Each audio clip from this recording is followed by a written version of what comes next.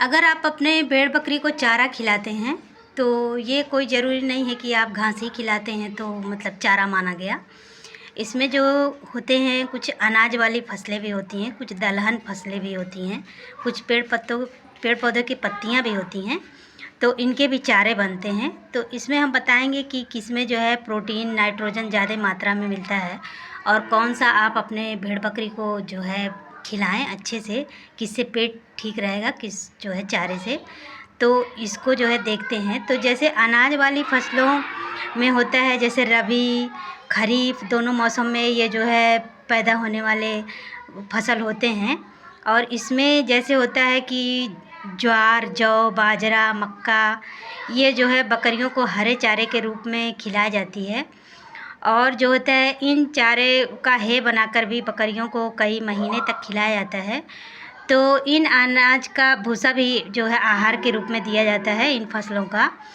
तो इसमें क्या होता है कि इन अनाजों में नाइट्रोजन या जो है प्रोटीन की मात्रा कम होती है और जो है इनके चारे के साथ जो है प्रोटीन युक्त दाना मिलाना ही चाहिए, क्योंकि जो है इसमें उतना अधिक जो है आपको नाइट्रोजन और प्रोटीन नहीं मिलेगा, तो इसमें आपको दाना मिलाना ही पड़ेगा।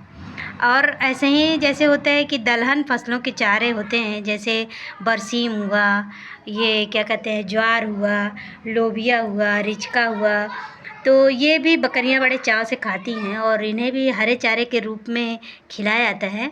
तो ऐसे चारे को जो है क्या करते हैं, सही मात्रा में उपलब्ध हो तो इसको जो है सुखा करके भी रख लेना चाहिए। और जो है इसका जो है दाने के रूप में भी इसका जो है आवश्यकता हो जाता है पूरा। और क्या होता है कि पेड़ पौधे की पत्तियों की जो चारे होते हैं, फसलों की फलियां भी जो होती हैं, तो इनमें बकरियों के लिए पेड़ पौधों की पत्तियां या फलियां ताज़े हरे चारे का जो है उत्तम साधन है और इनको सुखा कर भी बकरियों को खिलाया जा सकता है।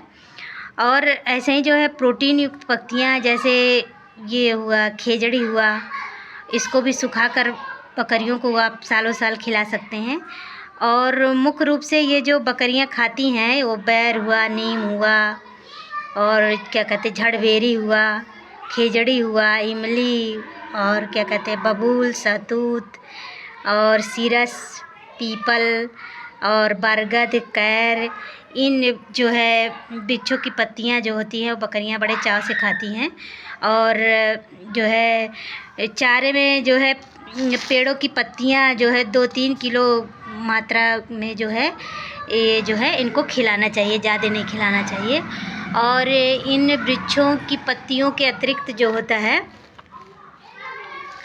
इसमें जो है हरे चारे के रूप में ये जो उपयोगी होती हैं, जैसे बबूल हुआ, सुबबूल हुआ और जो है खेजड़ी हुआ, तो इन जो है वृक्षों से जो है अच्छी मात्रा में फली मिलती है। इसको भी आप सुखा करके रख लें तो आप सालों साल खिला सकते हैं।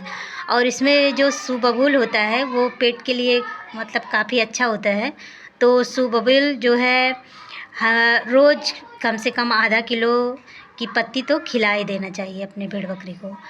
और विभिन्न प्रकार की घासें भी जैसे हुई दूब घास और अंजना घास और गिन्नी घास, ये भी जो है चारे के रूप में खिलाना चाहिए।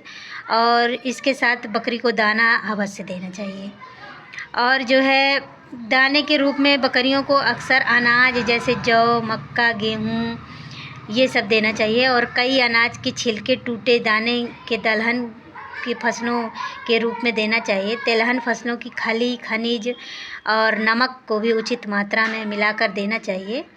और अपना जो है ये क्या कहते हैं दुधारू बकरी हुई या गर्भावस्था के अंतिम 15 दिनों को लगभग जो है आधा दाना प्रतिदिन खिलाना चाहिए। और चराई में भी जो है भरपूर इनको कराना चाहिए।